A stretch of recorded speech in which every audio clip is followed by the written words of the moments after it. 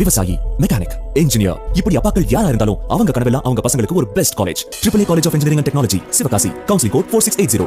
21st rank in Anna University, National Board of Accreditation, NAC with A grade ISO certified institution, Best Engineering College in Virudhunagar district. பத்திரிகையாளர் திரு ரமேஷ் இணைப்பில் இருக்கா sir? வணக்கம் Ramesh sir, இணைப்பில் இருக்கீங்களா? வணக்கம்.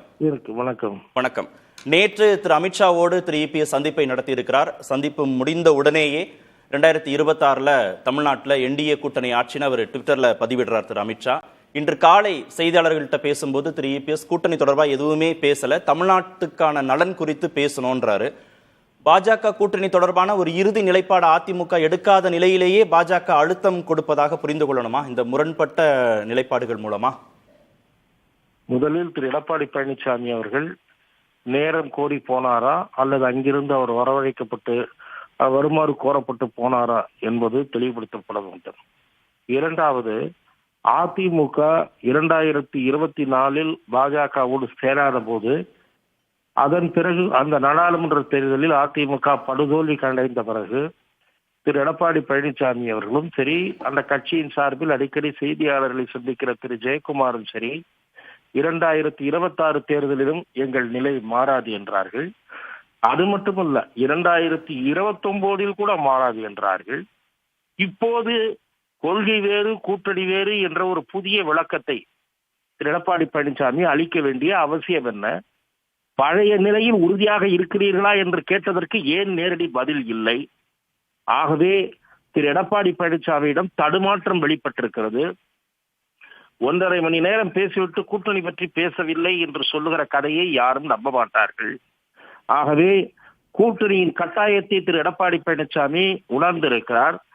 கட்சியின் உள்ளேயும் வெளியேயும் அவருக்கு அழுத்தங்கள் இருக்கின்றன என்றுதான் நான் இதை பார்க்கிறேன். ஏன் வெளிப்படையா சொல்றதுல அவருக்கு என்ன தயக்கம்? கொள்கை வேறு கூட்டணி வேறு, தேர்தல் நேரத்துல முடிவு பண்ணிக்கிறோம், இருமொழி கொள்கை குறித்தும் தொகுதி மறுவரை குறித்து தான் பேசணும்னு சொல்லுவதற்கான காரணம்? இது குறித்து செய்தியாளர்கள் அவரிடம் இன்னமும் அழுத்தமாக கேள்வியை எழுப்பி இருக்க வேண்டும் என்பது என் பார்வை. அதே நிலையில் பாஜகவுடன் கூட்டணி இல்லை என்கிற அதே நிலையில் இருக்கிறீர்களா, அதை வெளிப்படுத்துவதில் என்ன தயக்கம் என்ற கேள்வி அவரிடம் எழுப்பி இருக்க வேண்டும். ஆனால் அவ்வாறு எழுப்பப்படவில்லை என்று நான் அறிகிறேன். ஆகவே 1.5 மணி நேரம் பேசி தமிழ்நாட்டு பிரச்சனை தான் பேசினேன் என்று சொல்லுவதை நான் நம்ப தயாராக இல்லை. ஓகே, இதுல அதிமுகவுக்கும் விருப்பம் இருக்கா பாஜகவுடன் கூட்டணி போறதுக்கு? ஏன்னா பாஜகவுக்கு விருப்பம் இருக்கிறத தெளிவாக புரிந்து கொள்ள முடிகிறது. அதிமுகவுக்கு வேறு வழி இல்லை என்கிறேன் நான். தமிழக வெற்றி கழகத்துடன் கூட்டணி வருமா என்று காத்திருந்தது. அதற்காக சில முயற்சிகளை அதிமுக மேற்கொண்டது. அந்த முயற்சிகள் பலனளிக்கவில்லை. டிசம்பர் மாதத்திற்கு பிறகுதான் முடிவெடுக்கப் போகிறோம் என்று தமிழக வெற்றி கழக தரப்பிலிருந்து தெரிவிக்கப்பட்டதாக நம்பத்தகுந்த நண்பர்கள் மூலம் நான் அறிகிறேன்.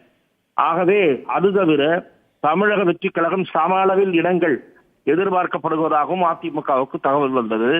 இதன் பிறகு அதிமுகவுக்குள் அழுத்தம் வந்தது. டிசம்பர் வரை காத்திருக்க முடியாது, பழைய தேசிய ஜனநாயக கூட்டணியை கட்டமைப்பதுதான் புத்திசாலித்தனமாக இருக்கும் என்கிற கருத்து அதிமுகவுக்குள் வலுப்பெற்று வருகிறது.